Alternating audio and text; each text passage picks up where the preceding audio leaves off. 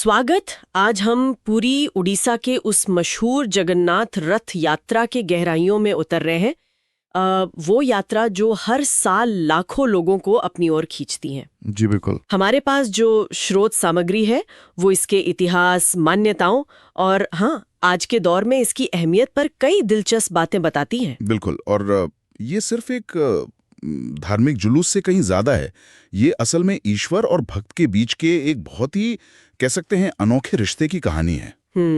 तो हमारी कोशिश रहेगी कि इस बातचीत के जरिए इस दिव्य यात्रा के पीछे के जो गहरे मतलब हैं, जो मान्यताएं हैं, उनको समझें। तो चलिए देखते हैं ये स्रोत सामग्री हमें जगन्नाथ रथ यात्रा के बारे में क्या सिखाती है।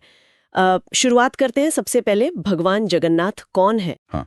सामग्री बताती है कि वे श्री कृष्ण का ही रूप है और पूरी मंदिर में भाई बलभद्र और बहन सुभद्रा के साथ विराजते हैं और इनकी मूर्तियां लकड़ी की हैं। जी, लकड़ी की, जिनकी आंखें बहुत बड़ी बड़ी हैं और हाथ पैर जैसे अधूरे से दिखते हैं। हाँ, अधूरे से। इसके पीछे भी कोई आध्यात्मिक रहस्य बताया गया है। हाँ बिल्कुल। स्रोत अक्सर इस रहस्य का जिक्र तो करते हैं पर पूरी तरह खोलते नहीं हैं। और एक और दिलचस्प बात, ये मूर्तियां हर 12 साल में बदली जाती हैं। अच्छा। जी, नव कलेवर नाम की एक खास प्रक्रिया होती है। मतलब नई लकड़ी से नई मूर्तियां बनती हैं। नव कलेवर, यानी एक तरह का नवीनीकरण। और ये रथ यात्रा, ये कब से चली आ रही है, कोई अंदाजा? अरे ये तो काफी प्राचीन समय से है।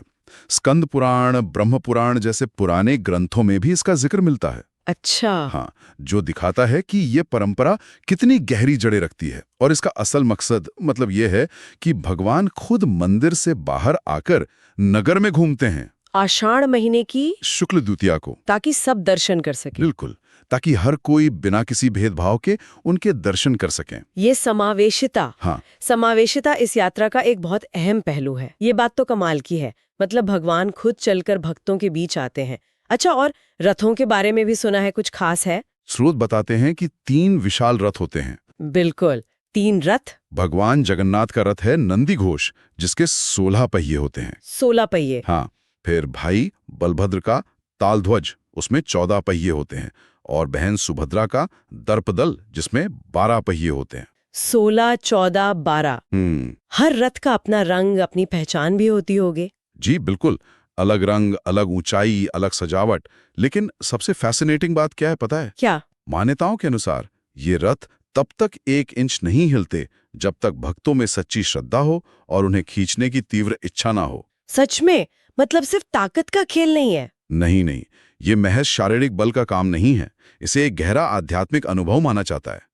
कई बार तो ऐसा भी होता है कि रथ अचानक रुक जाते हैं। हाँ। या फिर यात्रा के दौरान मौसम बदल जाता है, अचानक बारिश हो गई या एकदम धूप निकल आई। इन सबको भी भक्त चमत्कार से जोड़ते हैं। अच्छा, ये तो वाकई दिलचस्प है।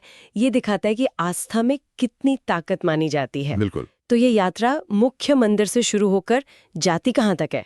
ये यात्रा जाती है गुंडीचा मंदिर तक, जो करीब 3 किलोमीटर दूर है। इसे प्रतीकात्मक रूप से भगवान की मौसी का घर या माँ यशोदा का घर भी मानते हैं। अच्छा, मौसी का घर, मतलब भगवान वहाँ छुट्टियां मनाने जाते हैं? हाँ, कुछ ऐसा ही समझ लीजिए।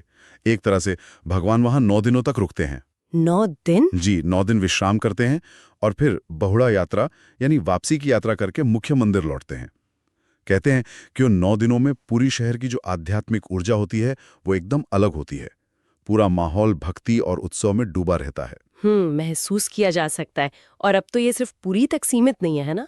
स्रोत ये भी बताते हैं कि दुनिया भर में फैल चुका है। सही कहा आपने। अब ये सिर्फ पुरी की बात नहीं रही। लंदन, न्यूयॉर्क, सिंगापुर, दुनिया के कई बड़े शहरों में आईएसक्यॉन जैसे संगठन बहुत बड़े पैमाने पर रथ यात्रा निकालते हैं। हाँ, मैंने भी देखा है। तो ये दिखाता है कि इस परंपरा की जो अपील है वो बिल्कुल वैश्विक है, ग्लोबल। और इससे कोई अंतर्राष्ट्रीय पहचान भी मिली है।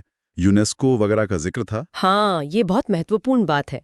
पुरी की इस रथ यात्रा को यूनेस्को ने मानवता की अमूर्त सांस्कृतिक विरासत, मतलब इनटैंजिबल कल्चरल हेरिटेज की सूची में शामिल किया है। अरे वाह। जी, ये इसके वैश्विक सांस्कृतिक महत्व को और पुख्ता करता है। तो जैसा कि हमारी स्रोत सामग्री ने उजागर किया, ये जगन्नाथ रथ यात्रा सिर्फ एक सालाना त्योहार नहीं है। ये तो आस्था, समावेशिता और ईश्वर भक्त के सीधे जुड़ाव का एक जीता जागता प्रतीक है। बिल्कुल। शायद इस पूरी यात्रा का सबसे गहरा संदेश यही है कि देवता अपने भव्य आसन से उतरकर आम लोगों के बीच आते हैं, उनके साथ चलते हैं। ये सोचने पर मजबूर करता है कि भक्ति और आस्था में आखिर वो कौन सी शक्ति है जो ईश्वर को भी भक्तों तक खींच लाती है। सही बात है। और ये हमें शायद इस सवाल के साथ छोड़ जाता है कि आस्था के सार्वजनिक प्रदर्शन और इस दिव्य मानव मिलन के आज के दौर में क्या मायने हो सकते हैं।